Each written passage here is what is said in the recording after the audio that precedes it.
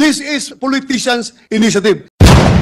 Kung sino yung mga politiko na nasa likuran na nagpapatakbo nitong People's Initiative kuno. So, very clear yan, Mr. President. At yung pangalawang sinabi mo, Mr. President, na natural ba na gamitin yung pondo ng bayan, katulad ng AIX, pondo ng gobyerno, to entice these people to vote or to sign, to get their signature. Ay, yun po, Mr. President, ay lantarang vote buying kung tutuusin. Vote buying po talaga yan. These people are enticed to give their signature in exchange of the money that is being offered to them through the government programs and services like AIX, TUPAD, and what other programs that we have, Mr. President. Ginoong Pangulo, ako ho ay humanga sa ating kasama dito sa Senado sapagkat alam ko ho, siya ho ay taga Davao, taga Bohol, ngunit malalalim yung Tagalog na ginamit, Pilipino na ginamit ng ating kasama dito sa Senado. Natatandaan ko ho, yung binanggit niyang isang salita, naghihikahos, nagdarahop.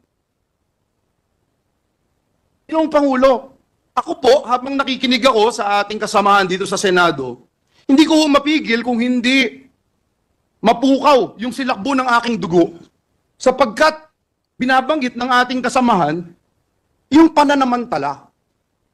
Gaano ba kabigat yung ginagawang pananamantala na ating nararanasan sa ngayon, Ginoong Pangulo, na isang Pilipino, idadanggel mo yung salapi mula sa DSWD, yung pangako na ikaw ay pipirma kapalit ang ayuda ng pamahalaan, yung pangako na pipirma ka lang, makakasama ka na sa mabibigyan ng biyaya ng mga politiko, kapalit ang iyong pirma.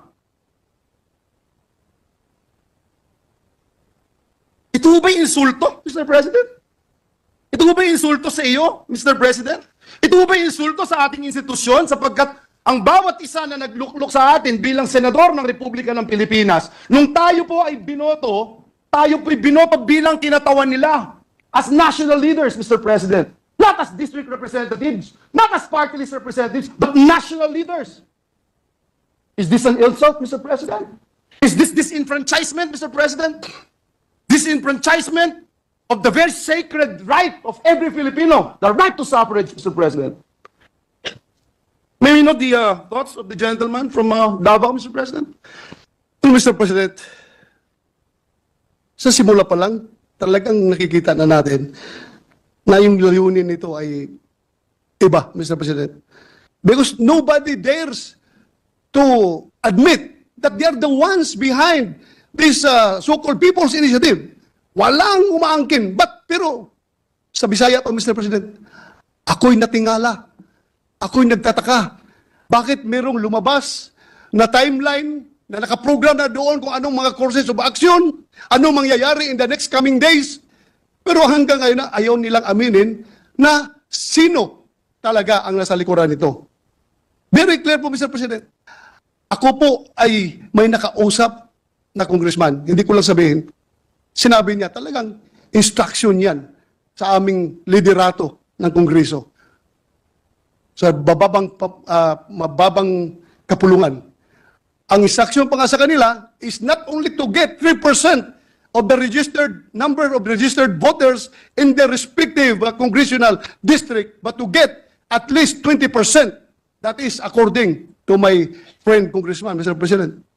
So, kung yan ang ginagamit yung ating pundo ng gobyerno para makakalap ng perma, hindi lang yan insulto, Mr. President, para sa akin. Kung meron pang word na mas mabigat pa sa insulto, kaya nga, minsan, maiisip ko, Mr. President, tila ba yung sinasabi natin na interparliamentary courtesy ay parang napapalitan na ng interparliamentary treachery. Mr. President, sa ginawa nilang yan sa atin, kung saan Gusto nilang kapunin, gusto nilang tanggalan ng power ang Senado para magbigay boses sa lahat ng Pilipino. We are not only elected by a single congressional district, we are elected by the whole of the Filipino people. Gusto nilang tanggalan ng boses ang Senado by the mere subject of their people's initiative, which is voting jointly, Mr. President. Hindi lang ito insulto, Mr. President, kung isang pang-iisa, isang panlalamang, at isang, I don't know kung ano pang Tagalog na pwede kong sabihin dito. Kung Bisaya lang, Mr. President, mas marami pa akong masasabi. Pero wag na lang, hindi maintindihan ng lahat ng Pilipino yung aking sasabihin. Mr. President, Ginoong Pangulo, as I speak before you today, Mr. President, I am hearing and seeing some news reports from leaders of the other chamber quoting this representation's name, Mr. President, na may ebidensya daw po ba, Mr. President? Ginoong Pangulo, gusto kong banggitin sa bulwagang ito, kahapon nag-launch tayo sa social media lamang, Mr. President. Para sa mga lalaki at babaeng nabudol, nasamantala, at na-realize nila na sila ay niloko at ginoyo ng peking initiative na ito, PI din, Mr. President. After 24 hours, Mr. President, libo-libong complaints, picture ng text messages, picture ng mga aktibidades, Mr. President, ang ating nakalap. 90%, Ginoong Pangulo, 90% ng mga nagre-reklamo, sinasabi ang pangalan ng kongresista, pangalan ng mga staff ng kongresista, pangalan ng mga chiefs of staff ng kongresista. Mr. President, nagkataon lang ho ba ito? Nagkataon lang ho ba ito, Mr. President? Ang tanong ko. Sa tingin niyo po, Ginoong Pangulo, kayo po na nagsabi na meron din po kayong nakausap na ilang kongresista. Meron din po ako.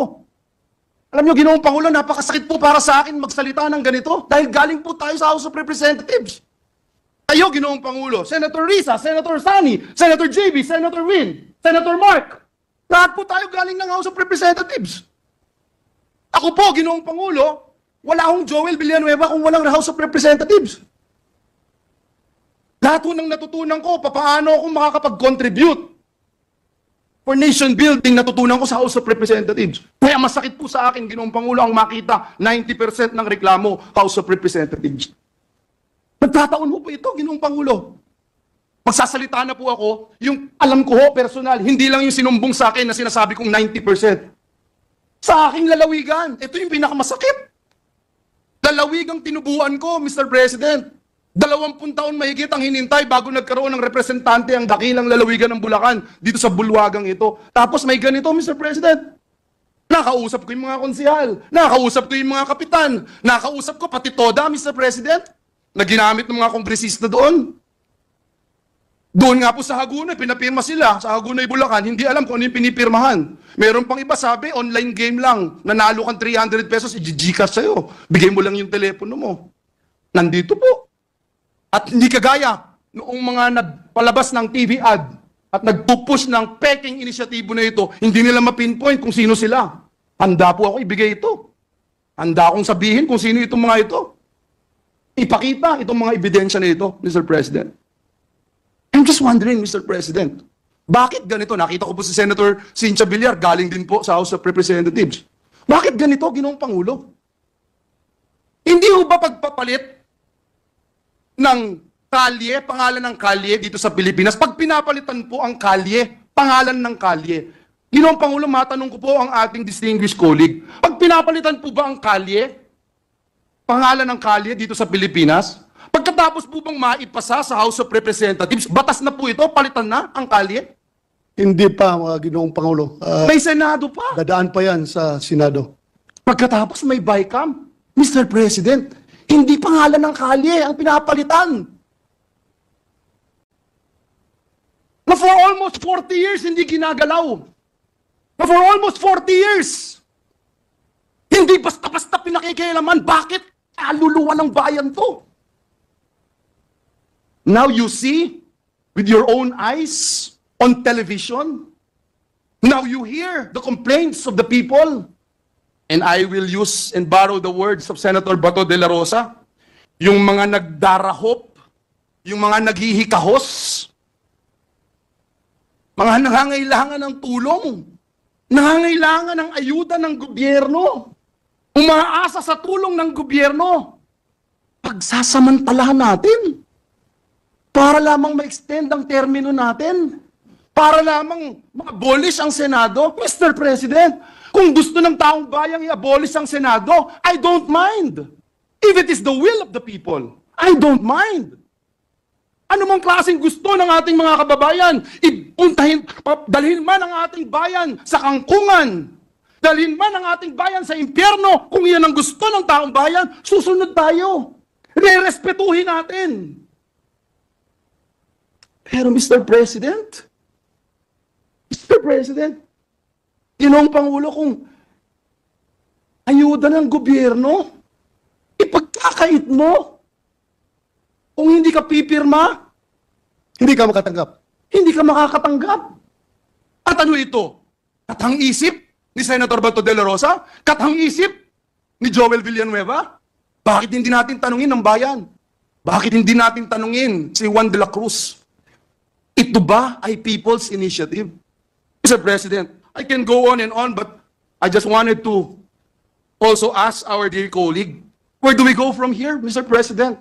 How do you want this privileged speech, Mr. President? Pagkatapos nating i-refer, and I suppose, if I may, mamaya ay i-refer ito dun sa committee ni Senator Amy Marcos ng Committee on Electoral Reforms and People's Participation.